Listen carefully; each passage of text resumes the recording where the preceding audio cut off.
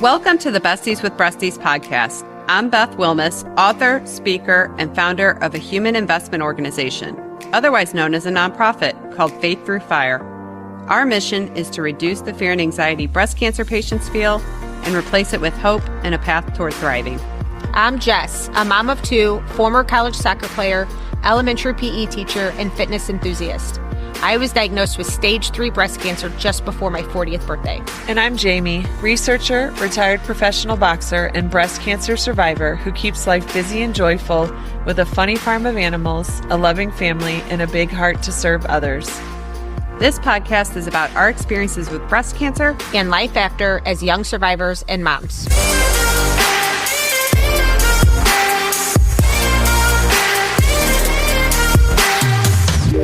Okay. Hey, guys. Hey.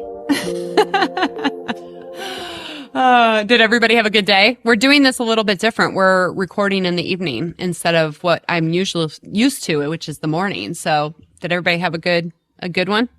It was a busy one. Busy? I'm hoping my thoughts are fresh as they would be in the morning. Oh, I didn't even consider that you guys were getting me really fresh and, stimulated, and my brain was probably at max capacity in the morning. Who knows what you're going to get now? I giggle a lot, so that's all all right. Tired I am, yeah. The more tired you are, the more Yes. you giggle. Good to know. We'll know that if Jamie needs a nap. Be like, girl's off her rocker. She giggling all the time. All right. So we're going to be talking about learning to love yourself again. Relationship with self is kind of what I think of. And this is a tough one in survivorship, I feel like. I'd be curious. I don't know if you guys, is your first thought when you think relationship to self, is it how you feel about yourself emotionally, or is it more about your body? When you're thinking about loving yourself again, do you go to the physical or more the mental? I go to physical, especially, well, not especially. I mean, our whole lives we're kind of conditioned to think in that vein, but especially after cancer, that's my first thought. Is physical. Yeah. Okay. What about you, Jess? Yes, that's all I thought this episode was really about, was more the physical side of loving yourself again. Oh, interesting. Okay. So, yeah. What about you, Beth? I mean, I was leaning toward more the emotional mental, because I've just resigned myself that as I get older, I'm going to be in decline. So I don't know. Is that terrible? I mean, it's not that I don't want to rock and bod, because I do, but not so much so that I will give up Chick-fil-A. So I don't know. I think that I probably struggle with both. If I was being really, really honest. So if, in one word, what describes how you feel about your body then today? That is deep. I feel like my one word is accepting. Oh, okay. Yours is positive. Well, of course it is. It has evolved to this point, but yeah, that would be my word, accepting. Okay. What about you, Jamie? Are you as positive as Jess is? You know it. I'm going to say strong. Okay. I feel like the negative Nelly in the group. This is terrible. Everyone's got one. I know. I guess that's me. I'm the wah, wah, wah, wah. I mean, when I think about my body today, I just feel disappointed. Oh, that is so sad. What? Well, I think a lot of women are going to relate to this. I feel like my body let me down. Just because you had to go through breast cancer, or? Yeah. It just didn't, it kind of just didn't do what I was hoping it would do. The flip side to that is that I don't know. Maybe there isn't a flip side. I don't know. It's funny. I'm real time processing right now. Yeah. Same. You'd think 10 years out that I would have this all figured out. But it's amazing to me how women often don't ask themselves these questions. We just plow through and carry on and just say it is what it is. If I could offer Beth a distinction, you might say disappointed, and that can be completely true. It's whether or not you choose to stay there. And I don't see you staying there. It's an acknowledgement, but you're not stuck in that disappointment. Oh, yeah. No, I don't give it a lot of deep thought. Yeah. It's that. It's kind of how I feel about when I have a rumble with somebody, right? I don't fight with people a lot, but if I have a disagreement with somebody, it's I think about it and then I move on. So yeah, I do feel disappointed in how that went, and yet there's nothing I can do about it. And I certainly don't want it to hinder me. So today we're going to talk about how we saw ourselves before diagnosis versus now. Then we're going to talk about the danger of negative self-talk. And we'll wrap up with how we nurture self-love and self-acceptance today. But before we get started, let's hear from our first sponsor. Are you feeling scared, overwhelmed, or lost post-treatment? Do you want to reclaim your life and thrive even better than before breast cancer? Faith Through Fire's Survivorship Bootcamp is designed for breast cancer survivors who are committed to living their fullest lives. If you're ready to leap forward, seize personal growth, and redefine your journey, this bootcamp will provide the path. You might benefit from our bootcamp if the excitement of completing treatment has worn off, leaving you feeling unsure about your future. You feel confused by your new post-cancer identity and struggle to accept your new normal. You want to enjoy life again, but feel stuck in a cycle of negative emotions. You feel disconnected from yourself, others, or God.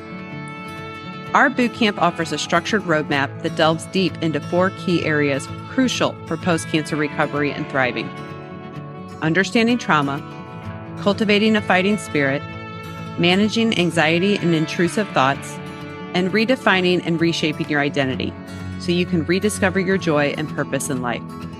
You can participate by visiting faiththroughfire.org/survivorship-bootcamp. And we're back. So we kind of started to touch on this, but did you guys ever struggle with body image before cancer, or did it only become an issue after treatment? So I can't wait to hear Jess's response, because you're talking to 2 collegiate and professional athletes, which is an interesting relationship with your body in and of itself to execute kind of the task at hand. So I'm really curious how Jess is going to answer this. Oh, so much pressure. What was the question again? Did you ever struggle with body image before cancer, or did it only become an issue after treatment? No, I definitely, there were periods of time where I struggled with it more than others. But yes, I would say body image is kind of always out there. I think there's just like this pressure in our society to like be a certain way. And so, yeah. What about you, Jamie? Well, I would say that no, because my profession warranted that, like, I couldn't do my job if I wasn't at the weight I had to be at to fight. And so I had a very dialed in decade of my life. I would say the struggle came to me after that, when I gave up the strict diet and the 3-hour workouts, and I was like, wow, I don't look like I did. So the joke now when we see pictures of me, that girl, she gone. She got what? You cut out. She gone. That's she gone. Yeah. She gone. When I see pictures of me at weigh-ins and stuff. And so I would say after that section of my life, and then just all the changes that came with having babies, and then cancer, and then perimenopause. I mean, it's like our bodies keep us guessing, Oh, I know. This happened recently. I actually just had a conversation with a friend about it, because it really kind of put me in tune with my disappointment, right, about my body, and my husband did not mean it the way it sounds, but I remember we were sitting on the couch recently, and you know how your phone pops up old photos, memories? Yeah. And it popped up a image on his phone, and it was me holding our oldest Ben. Now think about this. Ben's 16 years old. So he was not even 1 yet. So this was 16 years ago. I'm sitting on our back patio. I've got him in my lap, and my husband says, "Who's this hot lady?" And it just kind of like felt like a little bit of a, ugh, gosh, I don't know who that is, because it's not how I feel now. You know what I mean? Like, and he didn't mean anything by it, but it really made me realize like how sad I am that I can't be the Beth from 16 years ago. Yeah. And so that's how it'll show up. It's not something I dwell on. It's not something I think about. I'm much more interested in having a joyful, fun life and to be healthy. And it's less wrapped up in, like you said, Jamie, weight or, this or that, but it will surface at interesting moments. And I'm reminded that I do care. Yeah, it's funny you say that, because pictures are where it creeps up on me as well. I see pictures with my breast and I feel sadness. I don't stay there, but it's like the Jamie before and the Jamie after. That's like the thing that I can almost always guarantee hits me in the moment. Mm-hmm. I'll notice that I have them or I don't, and I'll know exactly if it was, pre or post. Mm-hmm. Yeah, it's I wonder if that will lessen over time for you, Jamie, because how many years out are you? I mean, not that many, 2.5. Yeah, you're only 2.5 years out. Because I remember, and it had nothing to do with my appearance at that time, but like looking at any photos that were pre-cancer made me sad for a long time. Oh. Because it was almost like they represented the innocence that I still felt I had, right? And then post-cancer pictures are that loss of that innocence. So it wasn't related to my body, but it was related, again, I think that's the mental part, right? Right. Is like, this is when the way I would think about it is this is when I was happy and this is after my world fell apart. Yeah. And, and it takes a long time before that's not the narrative. And so now when I look at pictures from before, I don't feel that way, but I certainly did for a very long time. Did you have any of that, Jess? Yes, definitely. For me, I also lost my hair to chemo. And so it still isn't as long as it was. So I was diagnosed in 2021. It started growing back probably the spring of 2022. So, I'm just 4 years of it, almost up to 4 years of it growing back. So, I mean, I think the process of seeing pictures of yourself from before when it was long, and then in my mind, I was super fit and I didn't struggle. I mean, I did and didn't, depending on like having babies and things like that. But just with like my overall view of myself and where I was physically, but I felt like I was very strong. If I put my mind to it, I could transform my body however I really wanted to if I was committed. Obviously, that is not the case anymore, but I do feel like now when I see pictures of that version of myself, there is a part of me I kind of just long for that person. But then I also quickly think about how far I've come and what I've been through and where I am now. And overall, I hope that I'm a much healthier, all around balanced person. And so it is kind of hard, but I just try to make that switch quickly and not stay in the past. But definitely there's times where it's super hard and you want to reminisce. But honestly, that doesn't really do anything for me except for make me sad. So it's not really a great place to be. So I just try to quickly like switch out of it and think about where I am now and where I've become and where I'm going in the future. I definitely feel like a better version of myself. So when I give it thought of would you trade, what you've been through to kind of go back to that version of yourself? Not really. And that's kind of the process I have to walk myself through, is that I find that fascinating that you can go through something really hard and traumatic. And yes, there's parts of you that miss that old version of yourself, but there are parts of that old version of me that I do not want back. And I feel better off for having kind of shed that through the cancer process. So yeah, my struggle goes kind of back and forth between mental and physical. So did either one of you feel like your body betrayed you, or was that not a thing for you? I've heard people phrase it in that way before. And honestly, I never saw it that way, like on my own. I think that it's like one of those things that when I think about how this happened to me, I know that some things are just out of your control. And I think like I always want to speak positively to my body. So even if I have a negative thought, like our minds are so powerful and they come through to our body. So it's like it's so hard for me to even like, I sometimes am just so particular about every thought, just trying to be positive because I don't want my body to believe what my mind is telling it. I want it to always be positive. So I don't know. Do you feel like that, Jamie? I'm reflecting on the word betrayal because I've definitely used it before. And I think the lens in which I've used it is that there's broken trust in myself, meaning, my body did the best it could with what it had. And our bodies are amazing in that way. And they're communicating a need that we have, through cancer. But I think it was that after that, I had to figure out how to trust myself again because I was doing all the things right? Like professional athlete, like breastfed all my babies, like ate healthy, didn't do drugs, barely drank, like all the things. And it still happened. And so and that does go to that, I know we're going to get into self-talk, but that our thoughts have power and that our brains look to confirm what we tell ourselves. So I agree with Jess that we have to be careful in how we let our thoughts ruminate and what we tell ourselves, for sure. Yeah, I think there is such a delicate balance between acknowledgement of how we really feel, because I think it's also detrimental when you ignore or push down how you actually feel, which was always my problem. My problem is that I never felt like I could be vulnerable or say the hard thing out loud. And so there's that's also detrimental. But then to your point, when you get into that cycle of negative self-talk, I 100% agree. Your body's listening and it's responding, and what you feed it, it's going to kind of project. So yeah, I want to dive into negative self-talk more. But before we do that, you guys want to do Boobs in the News? Let's do it. Boobs in the News is a fun segment where we read funny tweets by real people or ridiculous news stories. Boobs in the News, Boobs in the News, Boobs in the News. Okie dokie. So the name of this is Man Snaps 65 Cucumbers in 30 Seconds to Break World Record. What do you guys think about these serial Guinness World Record people? Do you have judgment there? Or do you think it's amazing? I have judgment. Like, where do you find this stuff? I want to know, are you retired, sir?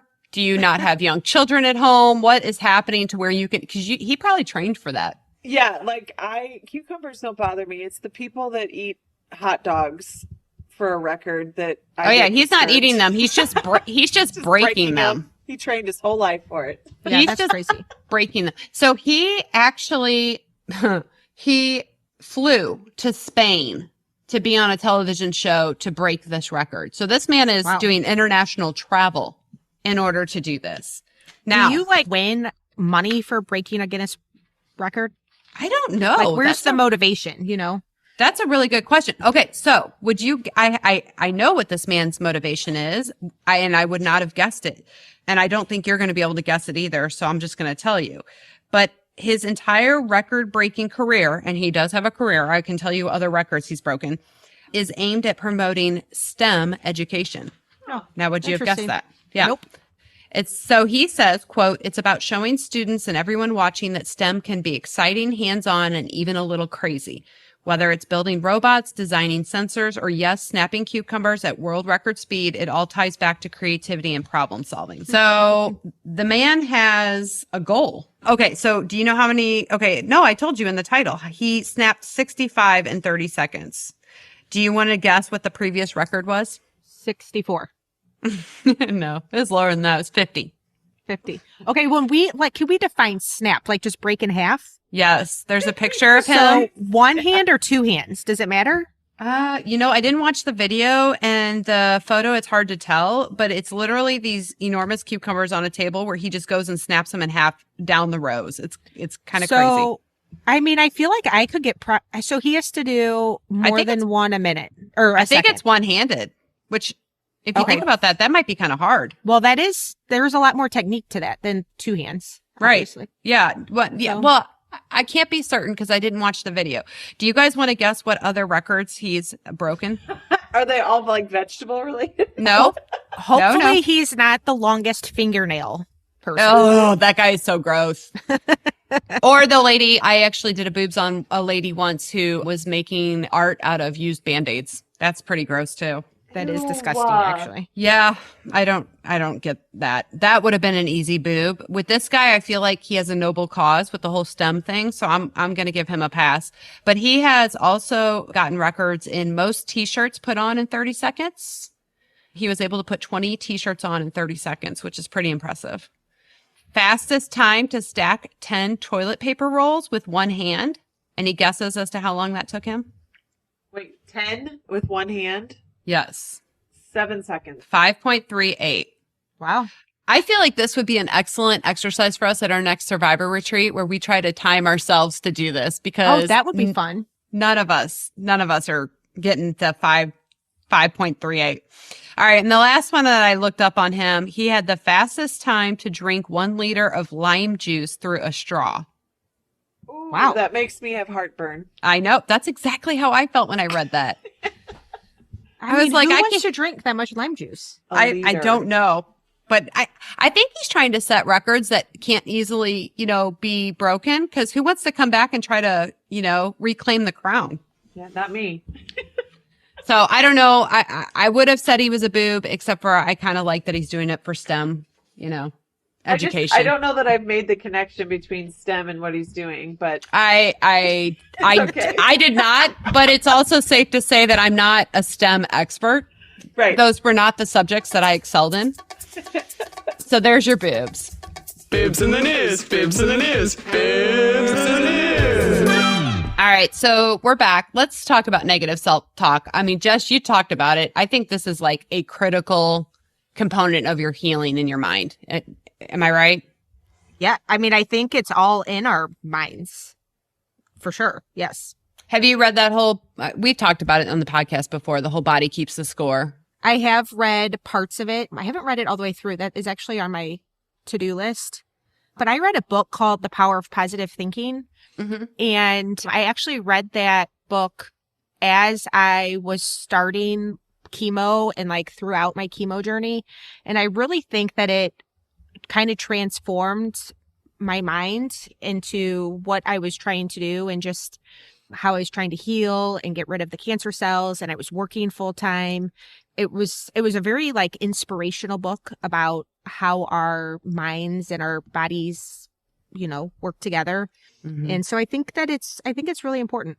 There's also another book by, I think his name's Bernie Sanders.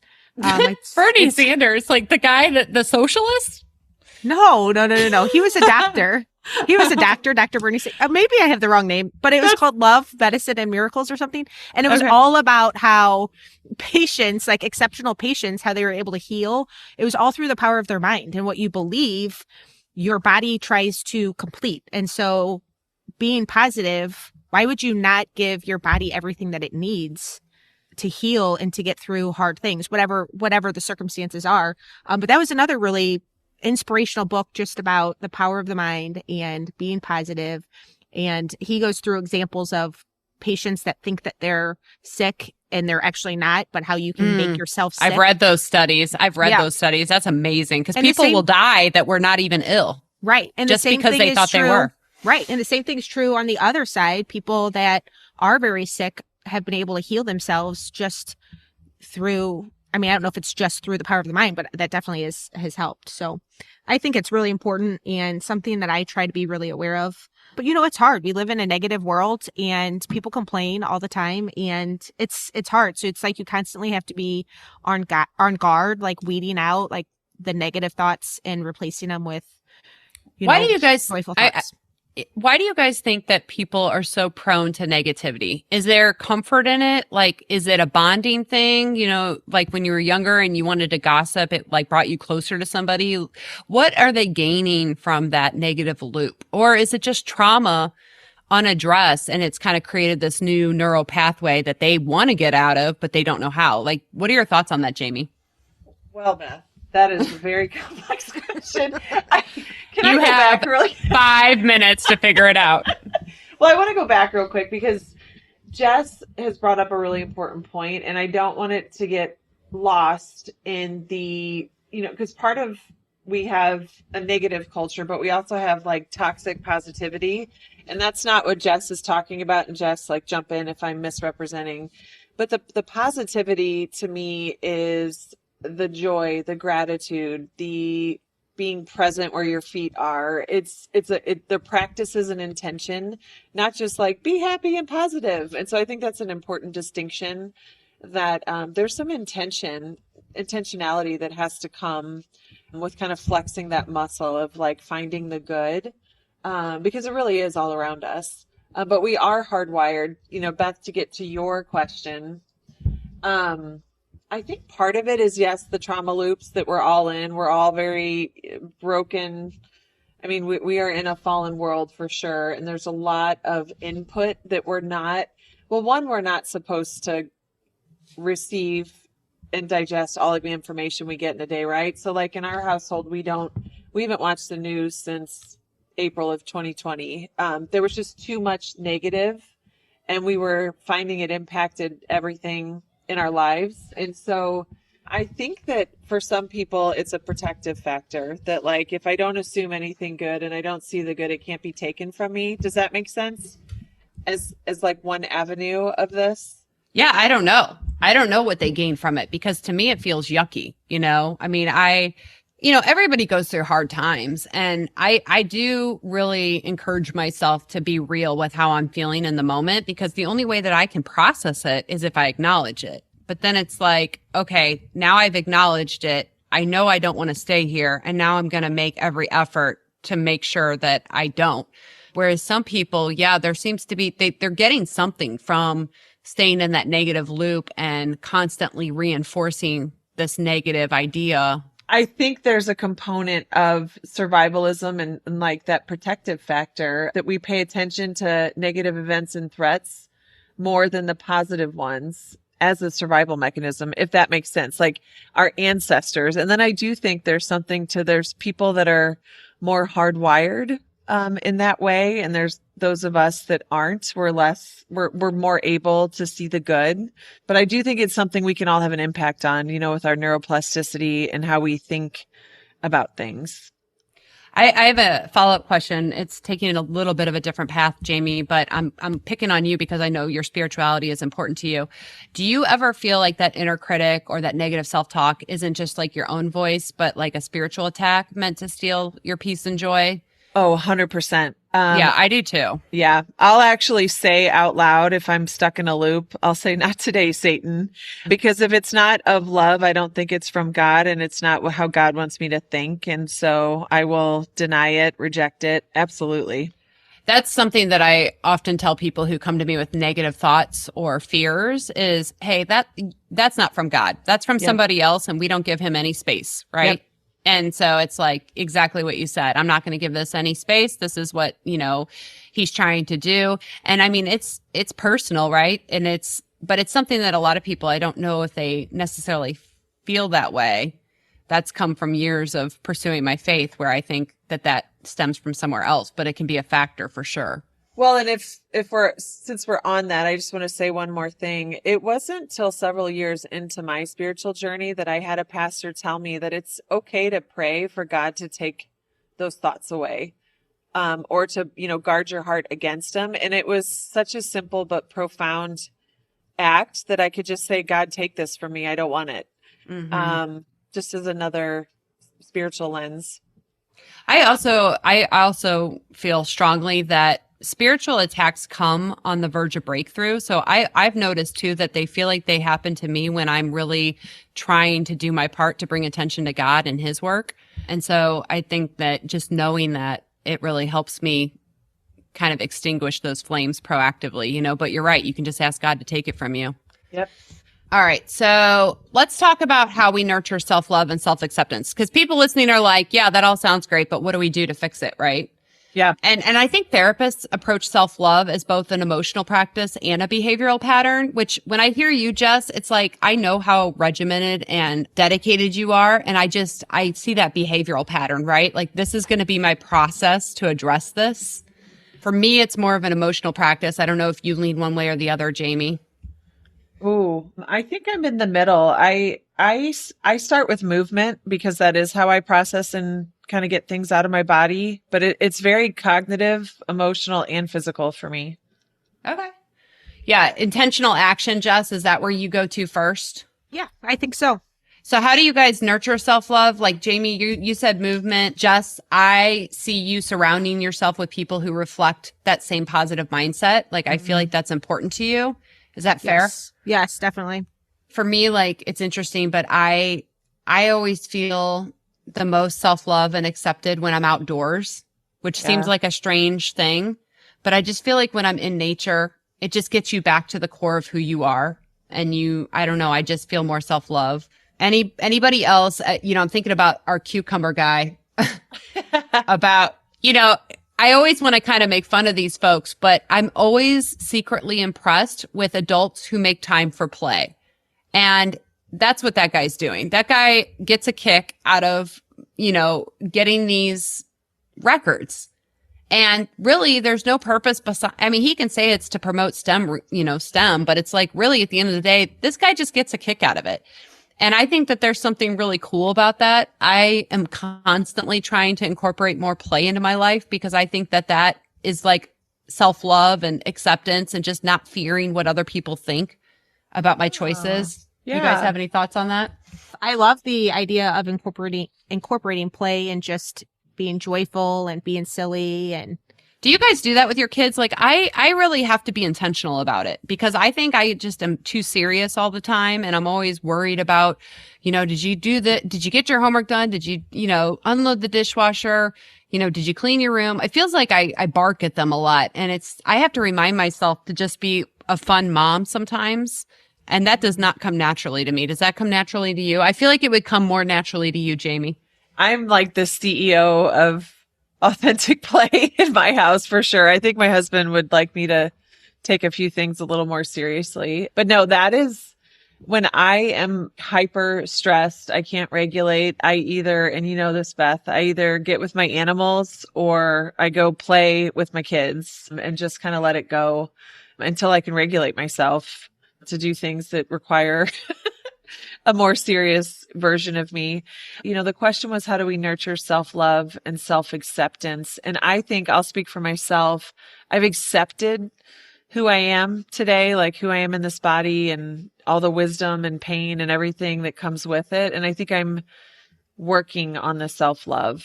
I don't know how that resonates with either of you. So you're accepting, but you're not fully like that radical self-love piece is still kind of a missing puzzle piece. I think I'm still on that journey. Like I heard that happens when you hit your 50s.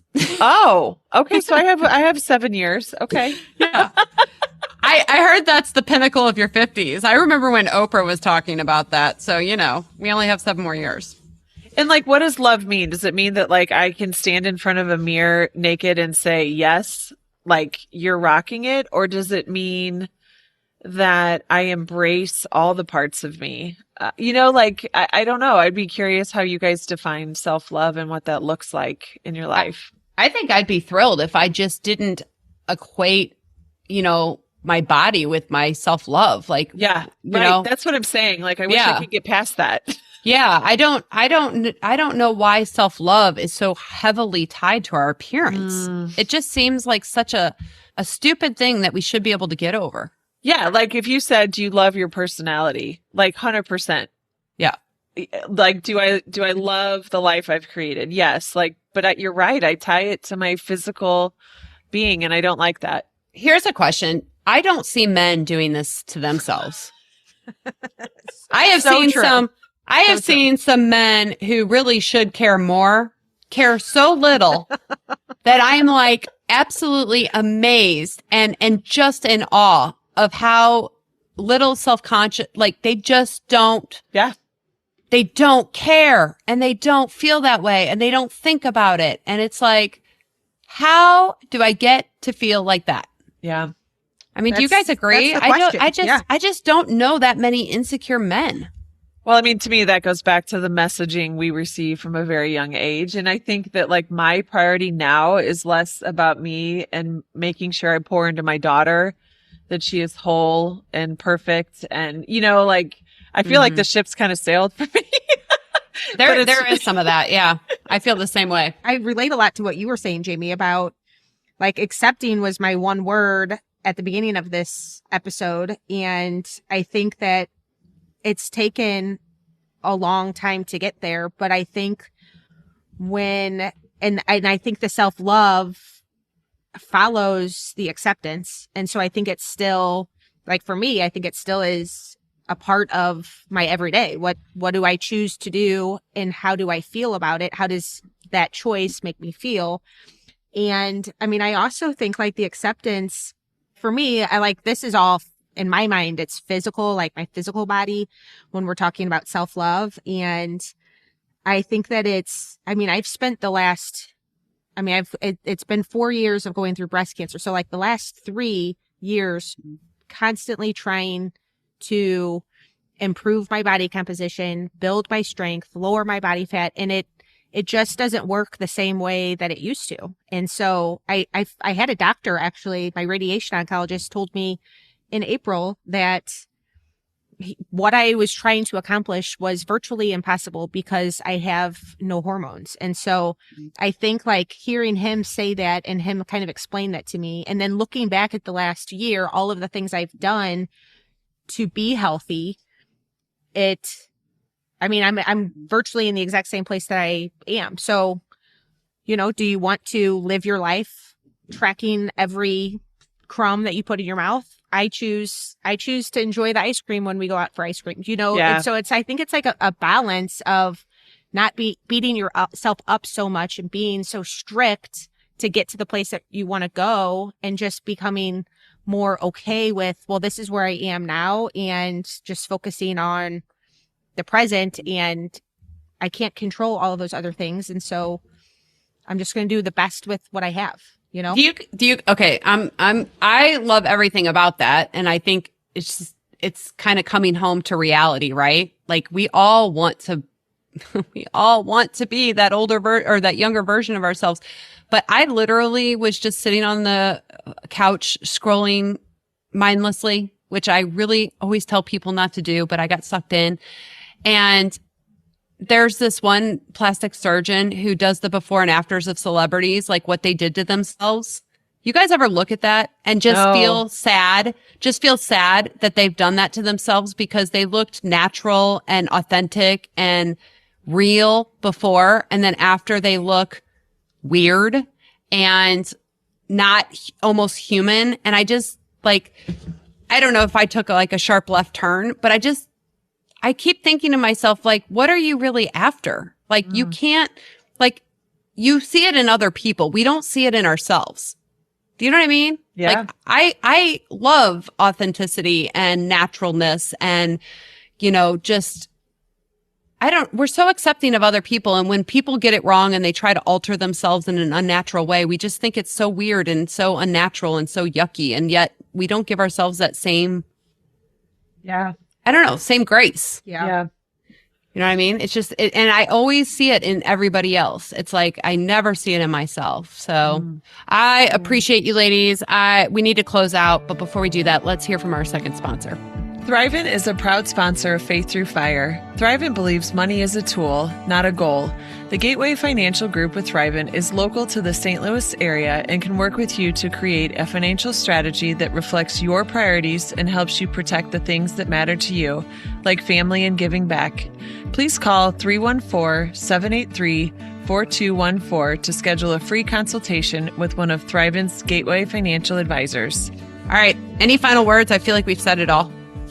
I just think it was beautiful how we organically kind of processed what does self-love even mean to us. And I think it could be a powerful exercise for any of the listeners. And that when we let go of the outcome and give ourselves permission to play in kind of the unknown, we can rediscover ourselves in new and different ways. Ooh, that sounded very profesh. That sure did. That was amazing. Jamie's calling on her research. That felt like a research. There's data behind that answer. Straight from the heart. All right, guys. Until next time. See ya. Bye. Thank you for being a listener of the Besties with Breasties podcast.